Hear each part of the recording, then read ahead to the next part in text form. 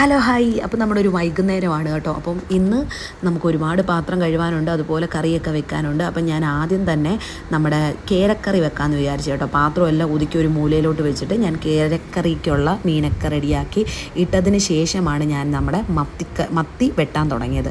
ഇത് വലിയ മത്തി ആയതുകൊണ്ട് നമുക്ക് പെട്ടെന്ന് ക്ലീൻ ചെയ്യാൻ പറ്റി. മറ്റേതെല്ലാം ചെറിയ മത്തിയല്ലേ.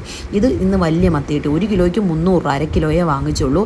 നമുക്ക് ഫ്രൈ ചെയ്യാമെന്ന് വിചാരിച്ച് അങ്ങനെ മത്തിയൊക്കെ വരഞ്ഞ് വെച്ച സമയം കൊണ്ട് നമ്മുടെ കറി റെഡിയായി കേട്ടോ. അത് കറിക്കകത്തോട്ട് ഒരു ഇച്ചിരി കറിവേപ്പിലയും കൂടെ തളിച്ച് കറി ഒന്ന് സെറ്റാക്കി ഒരു മൂലയിലോട്ടാക്കിയിട്ട് നമ്മുടെ മത്തിയെല്ലാം വരഞ്ഞ് സെറ്റാക്കി വെച്ചത് നമ്മൾ മല്ലിപ്പൊടിയും മുളക് പൊടിയും എല്ലാം കൂടെ ഇട്ട് അതിൻ്റെ കൂട്ടത്തിൽ കുറച്ച് ഇഞ്ചിയും വെളുത്തുള്ളിയും കൂടി ഇട്ട് കൊടുത്ത് അത് സെറ്റാക്കി ഒരു മൂലയിൽ വെച്ചതിന് ശേഷം നമ്മുടെ കപ്പയെല്ലാം നമ്മൾ ക്ലീൻ ആക്കിക്കൊണ്ടിരിക്കുകയാണ്.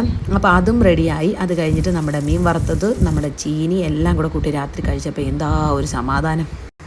Hello hi. അപ്പോൾ നമ്മുടെ ഒരു വൈകുന്നേരമാണ് കേട്ടോ. അപ്പം ഇന്ന് നമുക്ക് ഒരുപാട് പാത്രം കഴുകാനുണ്ട്, അതുപോലെ കറിയൊക്കെ വെക്കാനുണ്ട്. അപ്പം ഞാൻ ആദ്യം തന്നെ നമ്മുടെ കേരക്കറി വെക്കാമെന്ന് വിചാരിച്ചു കേട്ടോ. പാത്രമെല്ലാം ഒതുക്കി ഒരു മൂലയിലോട്ട് വെച്ചിട്ട് ഞാൻ കേരക്കറിക്കുള്ള മീനൊക്കെ റെഡിയാക്കി ഇട്ടതിന് ശേഷമാണ് ഞാൻ നമ്മുടെ മത്തി വെട്ടാൻ തുടങ്ങിയത്. ഇത് വലിയ മത്തി ആയതുകൊണ്ട് നമുക്ക് പെട്ടെന്ന് ക്ലീൻ ചെയ്യാൻ പറ്റി. മറ്റേതെല്ലാം ചെറിയ മത്തിയല്ലേ. ഇത് ഇന്ന് വലിയ മത്തി കിട്ടി. 1 കിലോയ്ക്ക് 300, 1/2 കിലോയെ വാങ്ങിച്ചുള്ളൂ. നമുക്ക് ഫ്രൈ ചെയ്യാമെന്ന് വിചാരിച്ച് അങ്ങനെ മത്തിയൊക്കെ വരഞ്ഞ് വെച്ച സമയം കൊണ്ട് നമ്മുടെ കറി റെഡിയായി കേട്ടോ. അത് കറിക്കകത്തോട്ട് ഒരു ഇച്ചിരി കറിവേപ്പിലയും കൂടെ തളിച്ച് കറി ഒന്ന് സെറ്റാക്കി ഒരു മൂലയിലോട്ടാക്കിയിട്ട് നമ്മുടെ മത്തിയെല്ലാം വരഞ്ഞ് സെറ്റാക്കി വെച്ചത് നമ്മൾ മല്ലിപ്പൊടിയും മുളക് പൊടിയും എല്ലാം കൂടെ ഇട്ട് അതിൻ്റെ കൂട്ടത്തിൽ കുറച്ച് ഇഞ്ചിയും വെളുത്തുള്ളിയും കൂടി ഇട്ട് കൊടുത്ത് അത് സെറ്റാക്കി ഒരു മൂലയിൽ വെച്ചതിന് ശേഷം നമ്മുടെ കപ്പയെല്ലാം നമ്മൾ ക്ലീൻ ആക്കിക്കൊണ്ടിരിക്കുകയാണ്.